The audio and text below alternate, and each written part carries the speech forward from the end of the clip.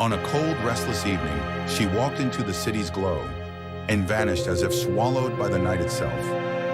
The last grainy footage shows her stepping off the curb at 8:42 p.m., her shadow stretching beneath a flickering streetlight. Moments later, she was gone. Hours later, her phone appeared on a park bench, eerily pristine but lifeless. Beside it, a crumpled note read, "Trust no one."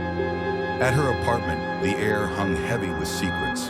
An open journal bore chilling words. "They're closer than ever. I can't keep running. Tonight it all ends." Three figures linger in the fog of suspicion.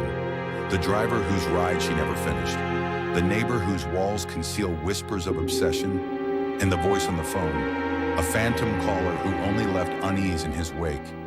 Some say she fled, slipping into shadows of her own design.